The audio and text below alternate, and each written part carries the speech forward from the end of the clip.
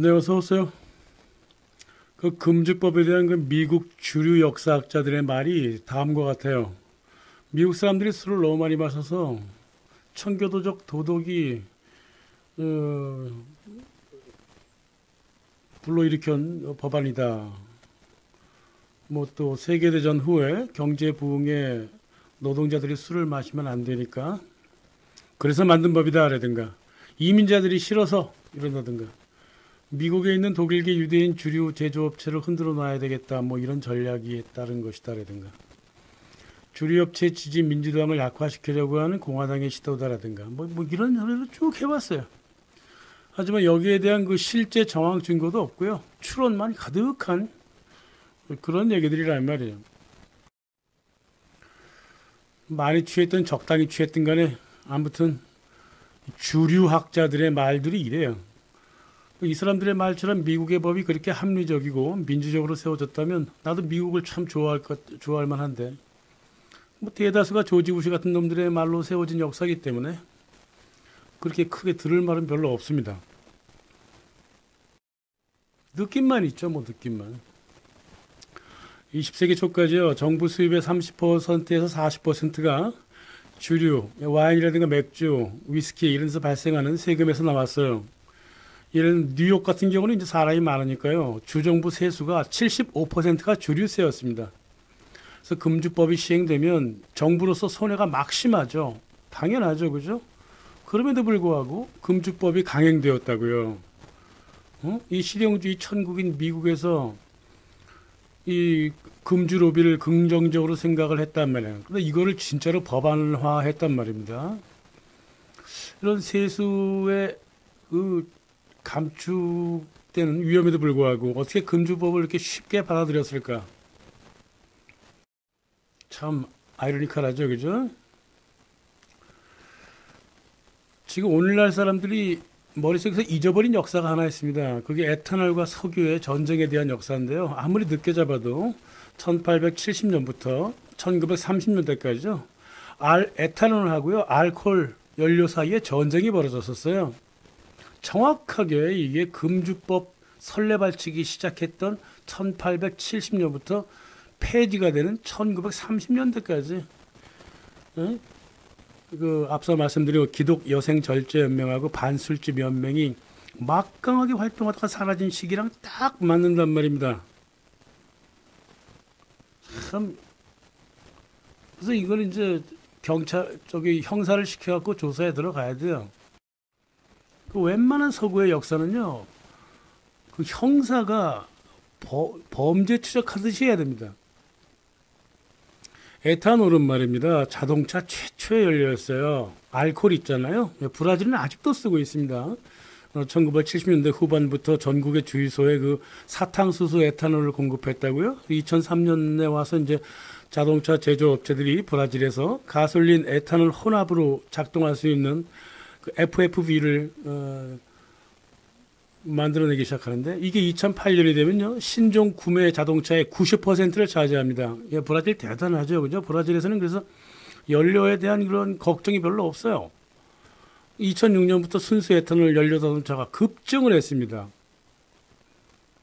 화면에 보시면 이제 빨간색인데요. 빨간색 그 줄에 네모 달린 게 이제 순수한 에탄올로만 가는 자동차라고요. 그리고 뭐 2010년 초쯤 되면 에탄올 25% 이상 들어가는 FFV 경차가 브라질 전체 차의 3분의 1을 차지했죠. 이랬던 겁니다.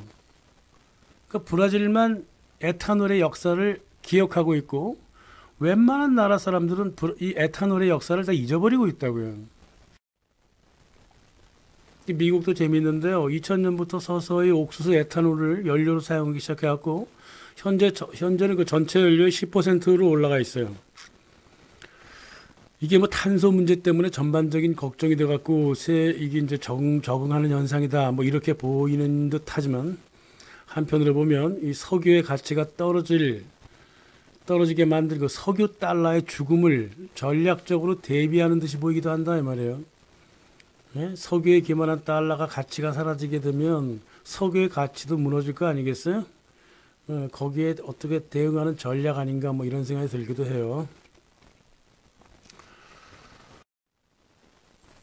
19세기부터요, 제1차 세계대전까지 서구 사회는요, 나무하고 석탄 떼고 살았습니다. 그래서 내연성 연료라고 한다면 알코올밖에는 거의 없었어요. 고래 기름하고. 등유로서 이제 에탄올이 고래 기름을 급하게 대체하고 있던 때였죠. 그때가 19세기 중반 후반. 미국의 경우에는 이제 에탄올 혼합제로 기계, 램프, 스토브, 히터가 움직였고요.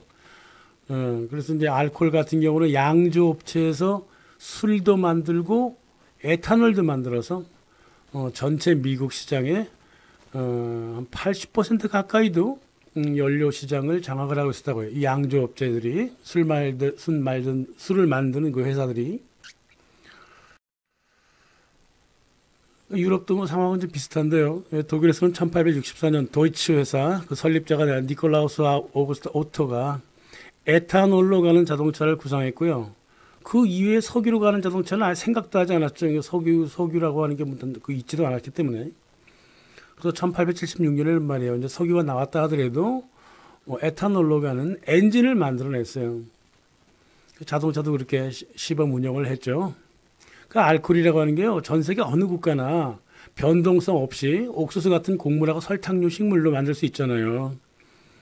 게다가 여러 변형도 가능해요. 그래서 포장도로에도 쓰일 수 있습니다. 꼭 석유에서만 석유만 포장도로 쓰고 시멘트 만들고 그런 게 아니란 말이에요. 근데 문제라고 하는 거는 이제 에탄올이라고 하는 거는요, 산업용인 동시에 주류이기도 하기 때문에 요게 이제 장점과 단점을 같이 갖고 있는 게 돼요. 이랬던 에탄올의 이제 문제가 정치권에서 터져버리죠. 미국이 이제 남북전쟁 기간 동안에 돈 좀 만지겠다고 알코올의 갤런당 2.08달러의 세금을 먹이고요. 그리고 석유한테는 이제 막 시작하는 그 에너지원이었기 때문에 단 10센트의 세금을 붙였습니다. 주류세는 그렇다고 치고 그 고래 기름을 대체하던 에탄올 가격이 아주 급격하게 올랐단 말이에요. 그리고 이때부터 이제 석유가 가격 경쟁에서 우위를 차지하면서 1906년 알코올세가 폐지될 때까지 계속 석유가 알코올을 누르고 간다 이 말이에요. 이때 바로 1863년 맞죠? 63년에 그 록펠러가 석유 사업에 뛰어들어서 1870년 스탠다드 오일을 만들게 되죠. 1865년 이전까지 연간 9천만 갤런의 에탄올이 나와갖고 전 미국의 조명, 요리, 산업에 사용됐다고요. 근데 1870년이 지나가니까 석유가 2억 갤런을 이상으로 늘어났어. 그러니까 에탄올보다 2배 더 많이 생산합니다. 그러니까 가격도 더 쌌단 말이에요. 그러니까 문제가 이제 터지기 시작하는 거예요. 전 세계 연료 시장에 미국이 이제 가장 앞장섰다고요. 그리고 이미 에탄올이 석유보다 더 청정 에너지라고 이미 이때부터 얘기가 있었어요.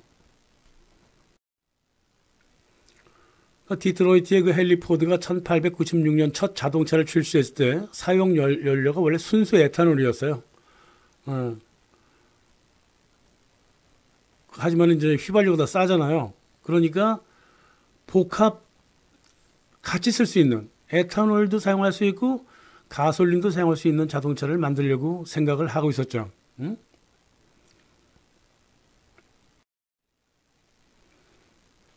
독일은 또 사뭇 달랐습니다. 1899년 빌헬임 2세가 말입니다. 독일 정부를 어떻게 이끌었냐 하면 석유 트러스트에 대항해서 에탄올을 생산하게 했다고요. 그러니까 매장량을 걱정해야 되는 석유보다 언제나 생산 가능한 에탄올이 경제에 더 안정적이었다 이거죠. 그러면서 빌헬임 2세는 석유 카르텔에 대한 공공연한 그 비난을 멈추지 않았단 말입니다. 로스차일드와 록펠러, 하물며 브라노벨까지. 그러니까 석유 세계 생산량 1위 록펠러, 세계 3위 로스차일드와 함께 적대해버린 거예요. 이랬던 겁니다. 헨리 포드도 당연히 에탄올을 지지했죠. 이게 전쟁이었다고요, 이때. 석유와 에탄올 사이의 전쟁이었다고요. 이 역사를 현대 사람들은 까마득하게 잊어버리고 있다고. 시어도르 루즈벨트가 1906년에 알코올 자유 법안을 만들어 갔고요. 의회에서 224대 7로 통과시켰어요. 그러니까 의회 사람들도 거의 전 대다수가 알코올을 지지했다는 소리예요. 응? 그래갖고 주류세를 폐지해버리니까 거기 22센트 세금 갤런당 22센트 휘발유에 비해서 옥수수 에탄올이 14센트, 당밀로 만든 에탄올이 9.5센트였다고. 에탄올의 경쟁력이 다시 살아났습니다. 이건 농촌의 농부들도 무지 좋아했죠. 자동차 회사들도 좋아했고 록펠러만 싫어했어요. 이미 자기는 석유 독점을 다 하고 있었거든요. 미국에. 미국 전체 석유 90%를 공급하고 있던 록펠러로서 가만히 있을 수 없었죠. 록펠러가 아주 똥줄이 탔어요. 헨리 포드는 게다가 1908년 가솔린하고 에탄올 양쪽 어느 그 연료로도 갈 수 있는 T 모델 자동차를 출시했죠. 이 자동차가요, 실은 그 1927년까지 1,500만 대나 생산이 돼가지고요, 미국 국민차가 되고 있었다고요. 헨리 포드는 T 모델에다가 에탄올을 우선적으로 사용을 했고요. 에탄올이 미래의 연료라고 얘기를 했죠. 유명한 말이잖아요, 그죠? 헨리 포드는 이제 농부가 되고 싶어 했었고, 항상 농촌을 좋아했고, 친농민적이었다고. 그래서 에탄올 자동차가 농촌까지 보급이 되면 농민 스스로 에탄올을 만들어서 주유하고 판매해서 소득도 올릴 수 있다. 이렇게 믿었어요. 그래서 농촌을 부강하게 하고 도시의 스모그를 없애고 휘발유 폭발 사고도 줄일 수 있다. 이렇게 주장을 했다고요. 더 나아가서 알코올은 가성비도 좋았고 휘발유보다 힘도 더 셌습니다. 자동차 회사하고 연구기관들이 에탄올의 성능이 휘발유보다 훨씬 뛰어나다, 아니면 최소한 동일하다라고 연구를 무지막지하게 발표를 했습니다. 그리안 벨도 인정했듯이 알코올이 석유보다 더 깨끗하고 옥탄가도 높다고 그랬습니다. 그래서 우리는 연료가 고갈되는 걸 두려워할 필요가 없다. 우리가 원하는 만큼 생산할 수 있다. 이러면서 토마스 에디슨도 이 에탄올을 굉장히 지지를 했죠. 무엇보다 이제 과학적 개념으로 갖고 들어가야 되는데요. 이게 에탄올이요, 처음에 에탄올 연구가 있었을 때부터 지금까지 에탄올과 가솔린 사이에 에탄올이 판정승을 하는 거예요. 근데 이게 지금은 판정승이지, 왜냐하면 가솔린만 연구하고 가솔린에 대한 이제 그 개선 프로그램도 많고 하니까 에탄올에 대한 연구는 거의 없으니까 오늘날 들어서는 가솔린이 좀 잘난 것처럼 보이잖아요. 전혀 그렇지 않았어요. 에탄올에 대한 연구를 죽여버렸으니까 100년 전에 에탄올의 성능하고 지금 가솔린의 성능을 서로 비교하고 있는 거라고. 지금 에탄올하고 석유 에너지 역사로 박사학위를 받은 빌 코바리크가 있습니다. 이 사람이 1900년대부터 1921년 사이에 한 21년 동안 152개의 알코올 연료 유관 연구를 모두 조사를 했어요. 모두 찾아갖고 밝혔는데, 이 연구 중에 152개 연구 중에 에탄올에 대한 어떠한 연구도 휘발유에 비하여 부정적인 면이 없었다라고 결론을 지었단 말이에요. 모두가 다 휘발유에 비해서 에탄올이 더 성능도 뛰어나고 청정 에너지고 가격도 싸게 맞출 수 있고 가성비가 높고 여러 가지로 그 당시 연구들이 있었다 이 말이에요. 이 연구들이 모두 불태워졌다 이 말입니다. 그 연구들에 대한 기사들 같은 거밖에 조사 못했다 그러잖아요. 연구가 하도 많이 사라져가지고. 록펠러가 가만히 안 있었죠. 이게 바로 록펠러가 금주법을 밀어붙인 이유가 됩니다. 록펠러가 어떤 놈이에요? 1872년 자기 회사 스탠다드 오일하고 철도 회사하고 같이 협잡을 해가지고 자기 밑에 들어온 스탠다드 오일 트러스트 석유 회사들한테 50%의 운송료를 싸게 해주고 나머지 중소 석유 정제소들 모두 빼앗았잖아요. 단 6주 만에. 철도로 정제된 석유를 운반을 해야 되는데 스탠다드 오일은 50% 싸게 해줬단 말이에요. 그러니까 나머지 회사들은 다 무너지고 나는 거지. 단 6주 만에, 한 달 반 만에 미국 클리브랜드에 있었던 26개 정유소 중에 22개를 먹어버렸습니다. 85%를 먹었어요. 이게 미국에서 벌어진 최초의 독점 행위였습니다. 석유 정제 기술이라든가 채굴의 효율성이라든가 이런 걸 개선해 갖고 경쟁에서 이긴 게 아니라 남의 석유를 실어 나르지 못하게 막음으로써 회사를 망하게 한 뒤에 인수했던 사기꾼이었어요. 록펠러라고 하는 놈은. 이 같은 만행을 말이야 클리블랜드뿐만 아니라 피츠버그, 필라델피아, 볼티모어, 뉴욕, 뭐 기타 정제소에도 똑같은 일을 저질렀다고요. 이렇게 해서 헤쳐먹은 놈이 스탠다드 오일 록펠러죠. 1880년이 돼버리면 세계 석유의 50%를 실어 날랐다고. 미국 소비 석유의 90%를 제공을 했습니다. 이 더러운 놈이. 그러니까 자동차 연료로서 휘발유는 록펠러의 생명이었죠. 그래서 록펠러는 곡물로 연료를 만드는 에탄올은 농부들로부터 먹을거리를 뺏어간다면서 막 뭐라 그랬고 토양을 침식시킨다고 막 뭐라 그랬다고. 석유 에너지를 위해서 알코올을 금지하려고 하는 모든 움직임에 이 록펠러가 가세를 했어요. 뭐 자기는 또 술 한 잔 못 마시는 독실한 침례교 교인이기도 했죠. 이놈이 클리블랜드에 세운 그 본점이 바로 이 금주법의 핵심이었다고요. 1874년 이 클리블랜드에서 기독 여성 절제 동맹이 창설됩니다. 여기에 자기 마누라가 참여하죠. 이 단체한테 록펠러는 1918년 금주법이 완전히 이제 입안될 때까지 자금을 지원했고요. 그리고 반술집 연맹 여기다가도 수만 달러의 자금을 지원을 했단 말입니다. 이게 모두 이 두 금주법의 미국 최대 로비 단체 이 두 단체가요 모두 클리블랜드에서 만들어진 거란 말이에요. 응? 록펠러 회사가 있던 그리고 록펠러의 돈을 받았고 그렇게 된 겁니다. 그래서 록펠러 자기 입으로 그랬어요. 1900년부터 저기 반술집 연맹에다가 35만 달러를 지원했고 그리고 금주법 통과를 위해서 1,500만 달러에서 3,000만 달러까지 썼다. 뭐 어디다 썼겠어? 의원들 꼬시는데 로비하는 데 썼겠죠. 그죠? 그리고 반술집 연맹한테 금주법이 유지되도록 1919년부터 29년까지 48만 7천 달러를 추가 지원했다. 이겁니다. 이 두 단체는 분명 록펠러가 직접 세웠죠. 하지만 증거가 없단 말입니다. 그리고 록펠러가 바보가 아닌 이상 자기가 나서서 세우진 않았겠죠.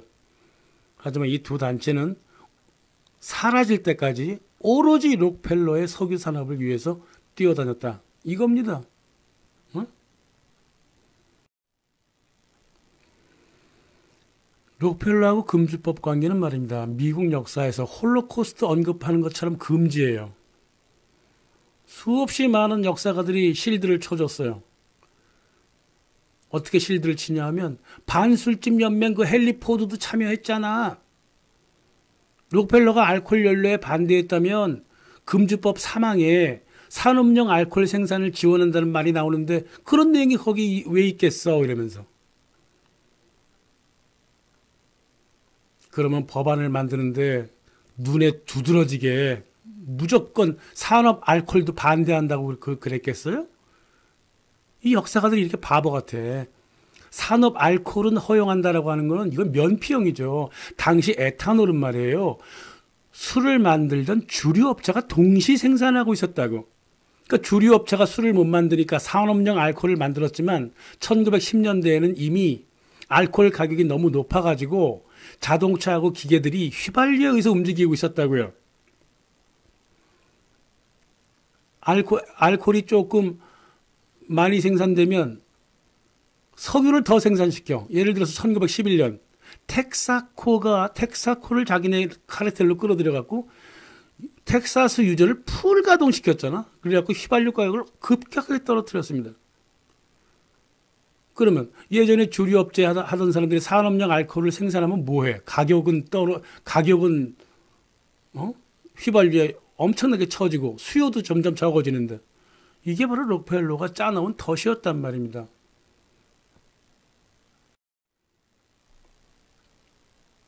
아주 엄청난 일이 이때 벌어져요. 1909년에요. 소득세법 헌법 수정안 16조가 위반이 됩니다. 소득세 없었거든요. 근데 소득세를 만든다고요? 1910년에는요. 지킬이라고 하는 섬에서 연방중앙은행, 다시 말해 FRB를 구상을 했다고요. 록펠러가. 그래서 중앙은행을 독점해갖고 화폐를 마음대로 찍고 미국 정부한테 대출해주고 그 대출 이자 6%를 받아야 되거든요. 그러려면 소득세를 만들어야 돼. 미국 전 국민들한테 소득세를 만들어줘야지 자기네가 이익을 계속 만들어낼 수 있고 연방 시스템을 만들어낼 수 있단 말이에요. 이거 뭐 잘 알려진 거죠. 지킬 섬에서 만난 6명의 은행, 금융 강도들, 그 중에 록펠러가 하나 끼어 있다 이 말입니다. 연방준비위원회 만들어 놨죠. 그리고 소득세도 통과가 됐어요. 짝짝 맞죠. 미국 국회라고 하는 게 이게 로비에 죄다 걸려든다고요. 이 소득세라고 하는 거는 국가 위기 때 주로 부자들한테 사용했던 거예요. 이게 원래 본래적으로 불법이라고. 이 불법을 합법화했단 말이에요. 수정헌법 16조를 통해 갖고 18조는 금주법이고요. 16조는 소득세법이에요. 그래서 1918년 의회가 소득이 100만 달러 이상인 사람한테 77%의 세율을 딱 정해줬어. 그러니까 국민들이 어떻게 봐? 야, 저 정도면 내가 세금 조금 내도 부자들이 세금을 엄청나게 많이 내니까 뭐 부가 좀 이렇게 평등하게 되겠구나. 그래서 그냥 넘어갔다고. 근데 과연 그렇게 세금 냈던 부자가 어디 있었나? 증거 아무것도 없어요. 이 소득세는요, 중산층 이하 미국인들 등골만 뽑았어요. 이 미국이 골 때리는 나라인 게요. 1790년에 만들어진 헌법을요, 의회가 마음대로 바꿉니다. 로비를 해가지고. 매번 헌법 구태타를 일으킨 거야. 그 수정헌법 16조 소득세법은요, 16번째 구태타가 되는 거라 이 말이에요. 응? 의회 로비를 통해 갖고. 말을 너무나 이쁘게 하니까 미국 국민들은 홀딱홀딱 넘어가죠. 16번을 넘어간다고요. 지금까지 27번을 넘어가고 있는 거라고. 8번인가? 연준 만들고 소득세 통과시킨 1913년 록펠러가 말이에요. 록펠러 주니어. 록펠러 그 아들놈이 와버그하고요. 미국 연준도 만들었을 뿐만 아니라 사회위생센터를 만듭니다.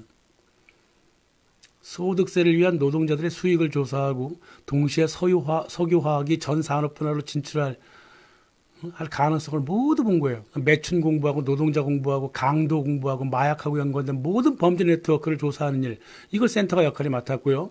또 인구 축소 프로그램을 돌려갖고 마가렛 생어의 가족계획협회를 만들어서 거기다 돈을 갖다 쏟아부었죠. 슬로건이 뭐였느냐면 공공위생이었습니다. 이 존 디 록펠러 주니어가요, 록펠러 재단 이사장으로 들어앉으면서 이 석유화학에 기반한 마약과 의학의 모든 공격적인 장악 프로그램을 돌리기 시작해요. 이 프로그램 안에서. 그러면 동시에 석유가 그러니까 석유가 쓰일 수 있는 모든 영역을 다 조사한 게 바로 사회위생센터였다 이 말이에요. 공공을 위한다면서 에탄올 사용을 금지케 하고 마약도 금지케 하고 중앙은행을 세웠고 부자들한테 소득세를 부과하겠다. 이따위 식으로 얘기를 하면서 사회위생센터를 움직였다고. 생각해보세요. 사회위생을 하겠다는 놈이 왜 두 놈이 모두 다 금융가냐고요. 특히나 저 폴 와버그. 지금도 그래요. 월드뱅크가 사회위생 이끌고 있다고요. 빌 게이츠, WHO, UN이라고 하는 놈들이 이 공공위생이라는 명목하에 백신 맞추고 있고 전염병 핑계로 세계를 전체주의로 몰아가고 있잖아요. 이게 바로 록펠러가 1913년부터 1940년대까지 했던 작태였단 말입니다. 이거를 계속 반복하고 있는 거예요. 빌 게이츠는. 이제 세계를 상대로, 미국이 아니라. 공공위생이요? 무슨 공공위생이요? 그것도 모르고 국가 정부들은 차곡차곡 넘어갑니다. 1913년 수정헌법 제16조를 통해 갖고 소득세가 통과됐다 그랬죠. 그러면서 록펠러의 금주법 지지자들이 몰려들었죠. 자, 소득세가 있으니까 주류세를 엎어도 된다. 그러니까 금주법을 만들어라. 정부에 아무 문제 없다. 그랬습니다. 그럼 소득세 이후에 1913년 이후부터 14, 15, 16까지 보니까 진짜 소득세로 주류세만큼 돈이 많이 들어온단 말이야, 정부에. 그러니까 금주법을 설립하도록 설득이 된 거죠. 이 정부 전체도. 예? 의회도 그렇고. 그렇게 된 겁니다. 1918년 국세가요. 국세 75%가 소득세에서 나왔어요. 게다가 증가추세야. 그렇습니다. 그래서 이 소득세의 덕택에 금주, 그러니까 다시 말해서 이 술에 세금을 먹이지 않고 아예 술 자체를 없애버리는 그런 금주법이 설득될 수 있었다는 겁니다. 근데 정부가 속았죠. 금주법이 시작되고 1년 정도 지나서 소득세 수입이 급감하기 시작하죠. 록펠러는 이렇게 정부도 속여요. 모두가 탈세에 뛰어들었어요. 미국 사람들이. 거기도 더군다나 중산층 수입이 감소했습니다. 부자 증세하겠다고 했던 거 77%도요. 25%로 떨어져 버렸다고. 그러니까 미국 정부가 록펠러한테 당한 거예요. 사기당한 거예요. 게다가 이제 29년에는 공황까지 왔잖아요. 다시 말하면 금주법을 만들기 위해서 소득세 핑계를 댄 것뿐이에요. 정부한테 부자들한테 77%까지 세금을 쓸 수 있다고 말 설득을 한 거지. 현실은 전혀 아니었다 이 말이에요.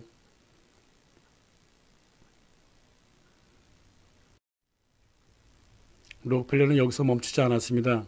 제1차 세계대전 때 석유를 국가사업으로 만들었어요. 1919년에는 미국 석유연구소를 세워갖고 카르텔을 더욱더 강화했고요. 노킹 방지, 성능 개선을 위해서 휘발유에 에탄올을 20%를 타던 그 습관을 없애버리고 납을 이용한 에틸알코올을 따로 화학 에틸알코올을 만들려고 그래갖고 결국은 듀퐁사랑 같이 제휴해가지고 납성분이 들어간 에틸알코올을 새로 화학으로 만들어냈다고요. 그리고 미국 알코올 회사하고도 미략을 했습니다. 양쪽을 다 갖고 놓은 거죠, 뭐. 이 록펠러는 지금도 석탄 에너지, 화석 에너지 기구하고요. 녹색 운동 양쪽을 다 갖고 놀아요. 옛날부터 갖고 놀았습니다, 그렇게. 납성분 에틸알코올 만들다가 노동자들이 질식사로 많이 죽었습니다. 1925년에는요, 독일의 아이즈 파벤하고도 결탁을 했습니다. 그래갖고 결코 에탄올이 독일로 들어가지 않도록 만들었죠. 휘발유만 계속 들어가도록 만들었습니다. 그리고 휘발유를 알코올로 대체하려면 미국 농토의 반을 써야 된다는 이런 거짓 황당한 주장도 계속 하고 있었고 그랬습니다.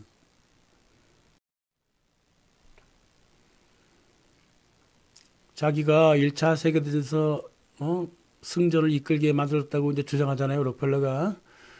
그러면서 40개 주정부한테 가솔린에 과세하는 것을 막았고요. 연방 정부한테도 로비를 했습니다. 국세청을 시켜가지고요. 금주법 기간 동안에 헨리 포드가 만들어내려고 했던 에탄올 자동차가 불법이라고 협박을 했습니다. 1920년대 중반쯤 되면요. 금주법이 완전히 알코올 산업을 무너뜨려 버립니다. 그리고 휘발유로 계속 그걸 대체하게 만들어 놨다고. 1926년이 되면 미국 자동차는 완전히 석유, 가솔린이 지배를 했습니다. 에탄올은 노킹 방지제로 잠깐 쓰였을 뿐이에요.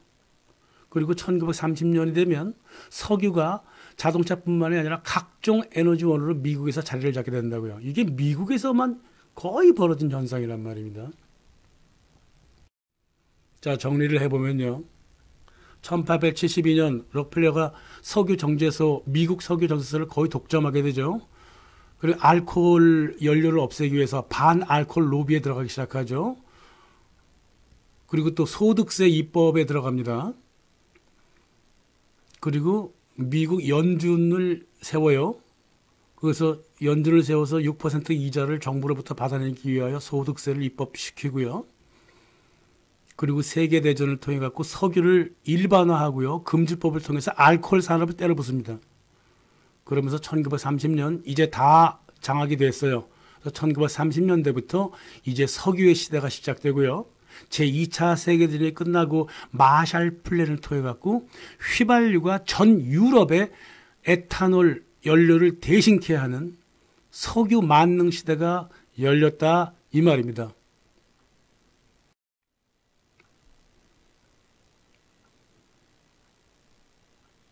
대공황과 더불어 민중 봉기 양상도 나타나고요. 금주법에 대한 불만이 이제 막 커지기 시작했어요. 1920년대 말에.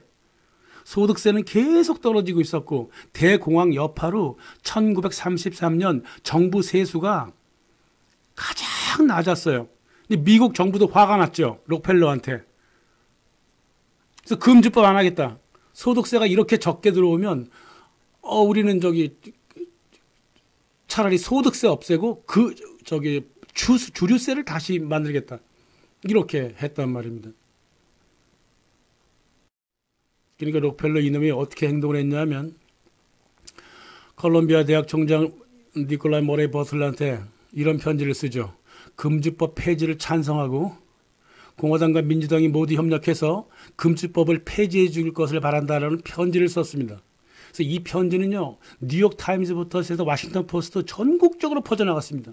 그래서 프랭클린 루즈벨트는 록펠러를 칭찬을 했고요. 당연하죠. 이제 록펠러한테 금주법의 효능은요. 1930년에 이미 사라져버렸어요. 그래서 32년에 이렇게 편지를 보내갖고 폐지하라 그런 거예요. 그래서 폐지를 했죠. 이제 1933년에. 그래서 알코올의 도매 가격이 당시 갤런당 25센트였고요. 휘발유는요. 갤런당 10센트였어요. 알코올 연료는 이미 경쟁력을 완전히 잃어버렸다고요. 그러니까 금주법도 이제 필요가 없어진 거예요. 괜히 쓸데없는 부작용만 난다고. 그러니까 록펠러가 나서서 목적 달성했으니까 금주법을 없앤 겁니다. 미국이 이렇게 흘러가는 나라입니다. 금주법은요. 여러 가지 환경을 만들어줬어요. 석유 연료의 승리를 보장해줬죠.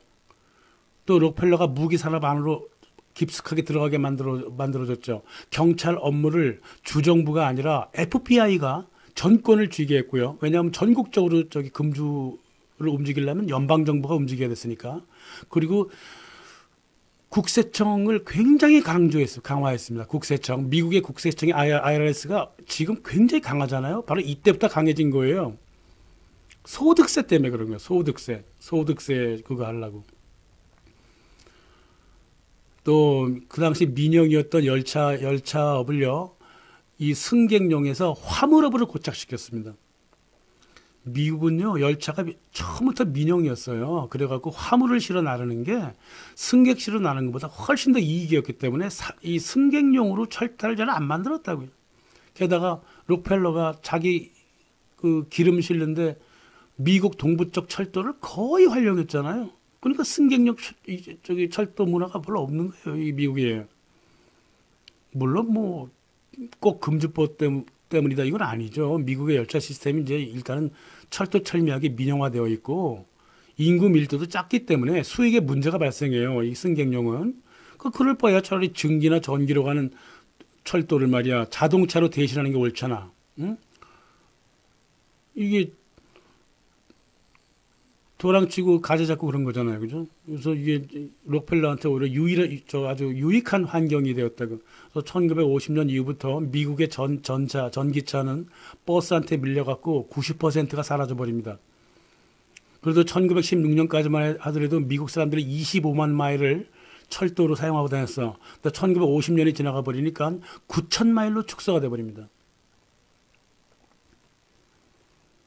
그래 된 거예요. 그래서 석유 자동차 생산은 천정부지로 올라갔습니다. 그래서 열차보다 고속버스 타고 그 먼 줄을 오가는 미국 시민 생활이 이때부터 고착화됐다 이 말이에요. 되게 독특한 문화죠. 미국만의 독특한 문화라고요. 중국처럼 광대한 지역도요. 철도가 조밀하게 발전되어 있다고. 그럼 미국은 그렇지 않습니다. 화물 열차만 굉장히 발전되어 있어요. 제2차 세계대전 기간 동안에 석유가 부족해지니까 에탄올을 좀 만들어보자 뭐 이런 시도가 있었어요. 하지만 이미 늦었어요.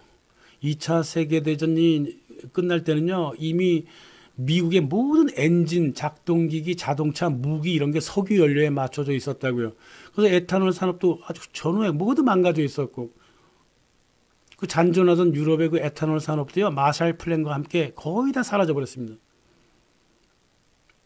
이 청정 에너지로 처음 출발할 수 있었던 알코올이 이렇게 록펠러에 의해서 완전히 산업이 파괴되고, 우리는 자동차라든가 웬만한 연료를 그냥 석유로만 쓰는 줄 알고 착각을 하고 있단 말이에요, 지금까지도. 그래서 록펠러가 했던 짓은 석유가 에탄올보다 가격 경쟁에서 우위에 서도록 계속 노력을 했고요.